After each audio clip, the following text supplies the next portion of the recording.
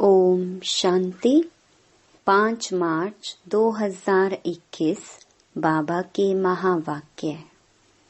मीठे बच्चे, जैसे बाप दादा दोनों निरहंकारी हैं, देही अभिमानी हैं, ऐसे फॉलो फादर करो तो सदा उन्नति होती रहेगी। प्रश्न: ऊंच पद की प्राप्ति के लिए कौन सी खबरदारी रखना जरूरी है? उत्तर: ऊंच पद पाना है तो खबरदारी रखो कि मनसा से भी किसी को मेरे द्वारा दुख ना हो। दूसरा, किसी भी परिस्थिति में क्रोध ना आए। तीसरा, बाप का बनकर बाप के कार्य में, इस रुद्र यज्ञ में विघ्न रूप ना बने। अगर कोई मुख से बाबा बाबा कहे और चलन रॉयल ना हो तो ऊंच पद नहीं मिल सकता। ओम शांति। बच्चे अच्छी तरह से जानते हैं कि बाप से वर्षा पाना है जरूर। कैसे? श्रीमत पर। बाप ने समझाया है, एक ही गीता शास्त्र है जिसमें श्रीमत भगवानुवाच है। भगवान तो सबका बाप है। श्रीमत भगवानुवाच तो जरूर भगवान ने आकर श्रेष्ठ बनाया होगा, तब तो उसकी महिमा है। श्रीमत भगवत गीता अर्थात श्रीमत भगवानुवाच। भगवान तो जरूर ऊंच ते ऊंच ठहरा। श्रीमत भी उस ही एक शास्त्र में गाई हुई है और कोई शास्त्र में श्रीमत भगवानुवाच नहीं है। श्रीमत किसकी होनी चाहिए, वह लिखने वाले भी समझ न सके। उसमें भूल क्यों हुई है, वह भी बाप आकर समझाते हैं।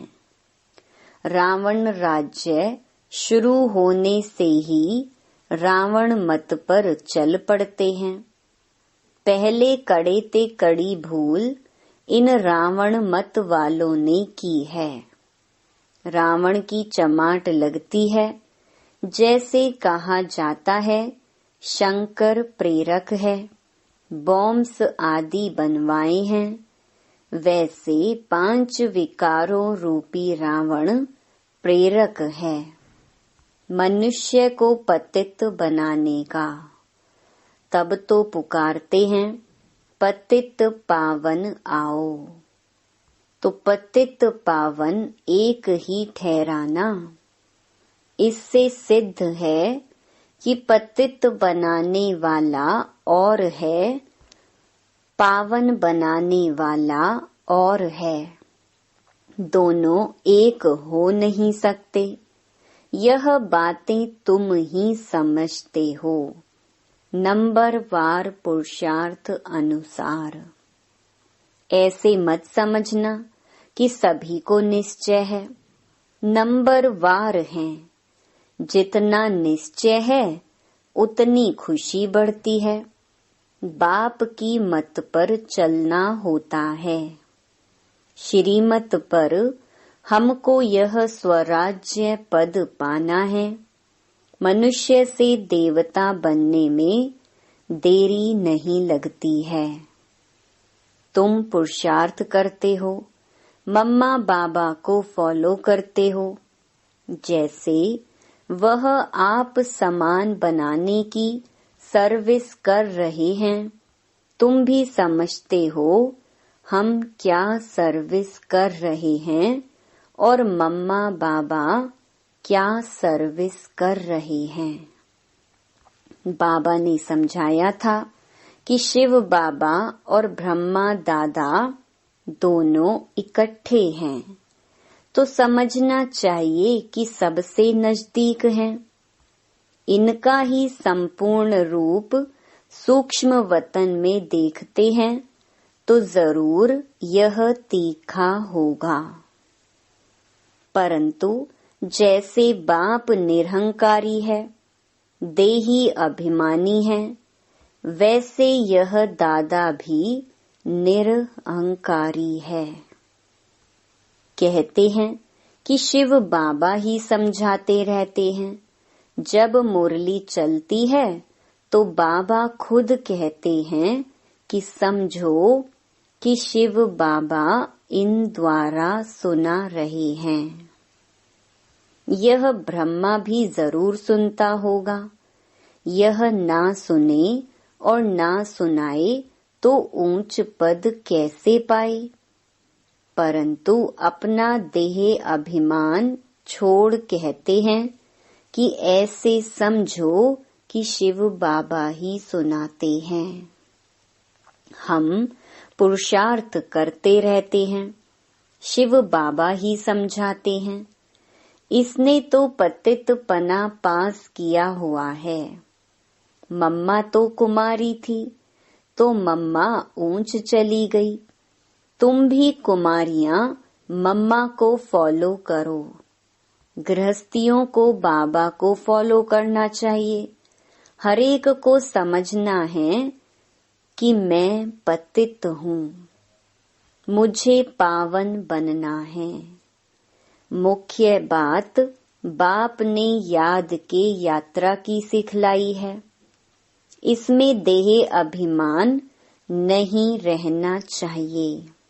अच्छा, कोई मुरली नहीं सुना सकते तो याद की यात्रा पर रहो।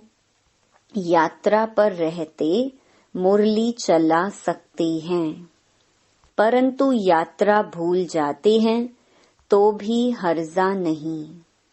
मुरली चलाकर फिर यात्रा पर लग जाओ, क्योंकि वह वाणी से परे वानप्रस्थ अवस्था है।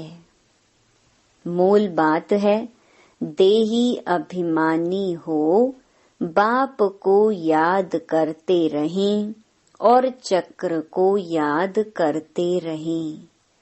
किसी को दुख ना दें, यही समझाते रहें। बाप को याद करो, यह है यात्रा।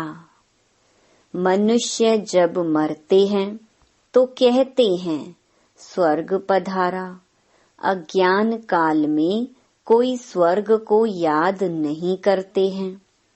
स्वर्ग को याद करना माना यहाँ से मरना। ऐसे तो कोई याद नहीं करते। अभी तुम बच्चे जानते हो हमको वापस जाना है। बाप कहते हैं जितना तुम याद करेंगे उतना खुशी का पारा चढ़ेगा, वर्षा याद रहेगा। जितना बाप को याद करेंगे उतना हर्षित भी रहेंगे। बाप को याद ना करने से मूंझते हैं, गुटखा खाते रहते हैं। तुम इतना समय याद नहीं कर सकते। बाबा ने आशिक माशूक का मिसाल बताया है। वह भल धंधा करते हैं और वह भल चरखा चलाती रहती तो भी उसके सामने माशूक आकर खड़ा हो जाता। आशिक माशूक को याद करते, माशूक फिर आशिक को याद करते। यहाँ तो सिर्फ तुमको एक बाप को याद करना है। बाप को तो तुमको याद नहीं करना है। बाप सबका माशूक है। तुम बच्चे लिखते हो कि बाबा आप हमको याद करते हो। अरे, जो सबका माशूक है वह फिर तुम आशिकों को याद कैसे कर सकेंगे? हो नहीं सकता। वह है ही माशूक, आशिक बन नहीं सकता। तुमको ही याद करना है, तुम हरेक को आशिक बनना है उस एक माशूक का। अगर वह आशिक बने तो कितने को याद करे, यह तो हो नहीं सकता। कहता है कि मेरे ऊपर पापों का बोझ थोड़े ही है जो किसको याद करूं, तुम्हारे ऊपर बोझा है। बाप को याद नहीं करेंगे तो पापों का बोझा नहीं उतरेगा। बाकी मुझे क्यों किसको याद करना पड़े। याद करना है तुम आत्माओं को। जितना याद करेंगे उतना पुण्य आत्मा बनेंगे। पाप कटते जाएंगे। बड़ी मंजिल है। देही अभिमानी बनने में ही मेहनत है। यह नॉलेज सारी तुमको मिल रही है। तुम त्रिकालदर्शी बने हो, नंबर वार पुरुषार्थ अनुसार। सारा चक्कर तुम्हारी बुद्धि में रहना चाहिए। बाप समझाते हैं, तुम लाइट हाउस हो ना, हरेक को रास्ता बताने वाले हो, शांति धाम और सुख धाम का। यह सब नई बातें तुम सुनते हो, जानते हो कि बरोबर हम आत्माएं शांति धाम के रहवासी हैं। यहाँ पार्ट बजाने आते हैं, हम एक्टर हैं। यही चिंतन बुद्धि में चलता रहे तो मस्ती चढ़ जाए। बाप ने समझाया है, आदि से लेकर अंत तक तुम्हारा पार्ट है। अभी कर्मातीत अवस्था में जरूर जाना है, फिर गोल्डन एज में आना है।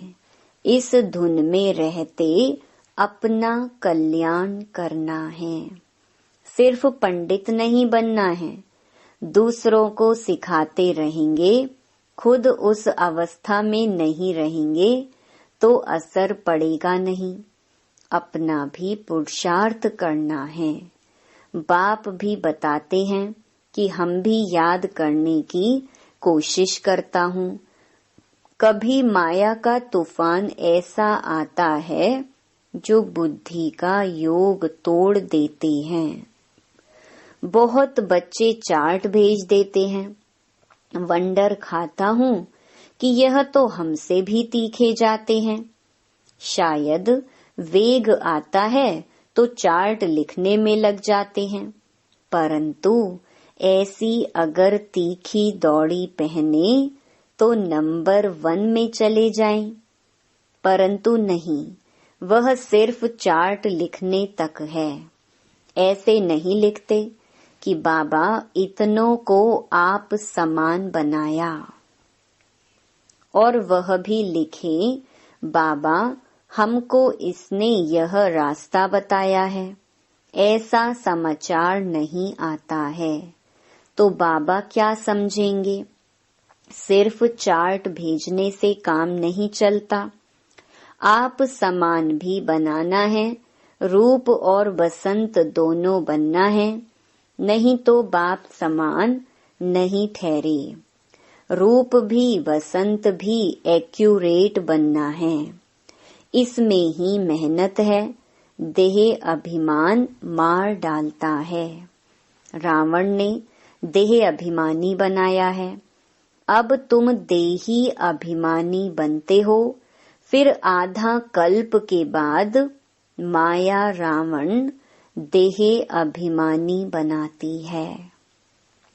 देही अभिमानी तो बहुत मीठा बन जाते हैं। संपूर्ण तो अभी कोई भी बना नहीं है। इसीलिए बाबा हमेशा कहते हैं कि किसी के भी दिल को रंज नहीं करना है। दुख नहीं देना है। सबको बाप का परिचय दो। बोलने करने की भी बड़ी रॉयल्टी चाहिए। ईश्वरीय संतान के मुख से सदैव रतन निकलने चाहिए। तुम मनुष्यों को जियदान देते हो, रास्ता बताना है और समझाना है। तुम परमात्मा के बच्चे हो ना, उनसे तुमको स्वर्ग की राजाई मिलनी चाहिए, फिर अब वह क्यों नहीं है।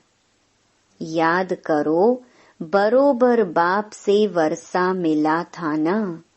तुम भारतवासी देवी देवताएं थे। तुमने ही 84 जन्म लिए। तुम समझो कि हम ही लक्ष्मी नारायण के कुल के थे। अपने को कम क्यों समझते हो? अगर कहते कि बाबा सब थोड़े ही बनेंगे, तो बाबा समझ जाता कि यह इस कुल का नहीं। अभी से ही थिरकने लग पड़ा है। तुमने 84 जन्म लिए हैं। बाप ने 21 जन्मों की प्रारब्ध जमा कराई, वह खाया, फिर ना माना समाप्त होना शुरू हो गई। कट चढ़ते चढ़ते तमो प्रधान कौड़ी मिसल बन पड़े हो। भारत ही 100% सॉल्वेंट था। इन्हों को यह वर्षा कहाँ से मिला? एक्टर्स ही बता सकेंगे ना। मनुष्य ही एक्टर हैं। उनको यह पता होना चाहिए कि इन लक्ष्मी नारायण को बादशाही मिली कहाँ से। कितनी अच्छी अच्छी पॉइंट्स हैं। जरूर आगे जन्म में ही यह राज्य भाग्य पाया होगा। बाप ही पतित पावन है।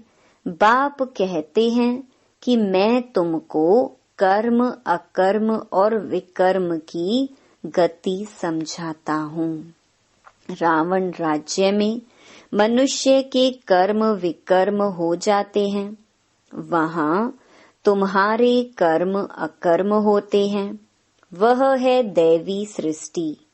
मैं रचता हूँ तो जरूर मुझे संगम पर आना पड़े।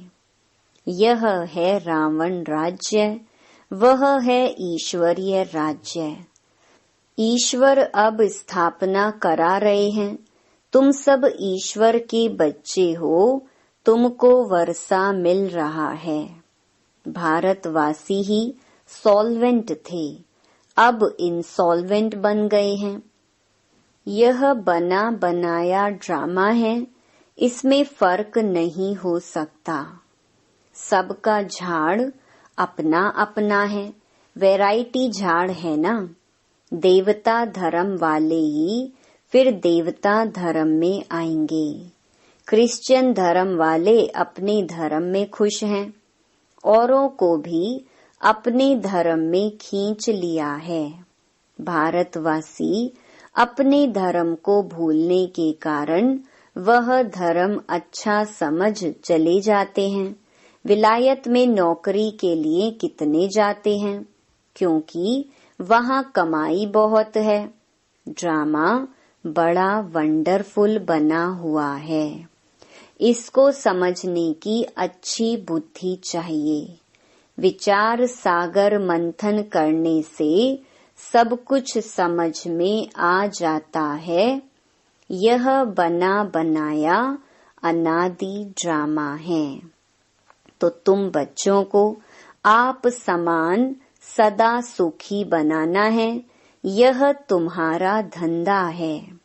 पतितों से पावन बनाना। जैसे बाप का धंधा वैसे तुम्हारा। तुम्हारा मुखड़ा सदैव देवताओं जैसा हर्षित होना चाहिए, खुशी में। तुम जानते हो हम विश्व के मालिक बनते हैं। तुम हो लवली चिल्ड्रन। क्रोध पर बड़ी खबरदारी रखनी है। बाप आए हैं बच्चों को सुख का वर्षा देने। स्वर्ग का रास्ता सबको बताना है। बाप सुख करता दुख हरता है, तो तुमको भी सुख करता बनना है। किसको दुख नहीं देना है। दुख देंगे तो तुम्हारी सजा 100 गुना बढ़ जाएगी। कोई भी सजा से बच नहीं सकता। बच्चों के लिए तो खास ट्राइब्यूनल बैठती है। बाप कहते कि तुम विघ्न डालेंगे तो बहुत सजा खाएंगे। कल्प कल्पांतर तुम साक्षात्कार करेंगे कि फलाने यह बनेंगे। आगे जब देखते थे तो बाबा मना करते थे कि ना सुनाओ, अंत में तो एक्यूरेट मालूम पड़ता जाएगा। आगे चलकर जोर से साक्षात्कार होंगे। वृद्धि तो होती जाएगी, आबू तक क्यों लग जाएगी। बाबा से कोई भी मिल नहीं सकेंगे। कहेंगे अहो प्रभु तेरी लीला। यह भी गाया हुआ तो है ना।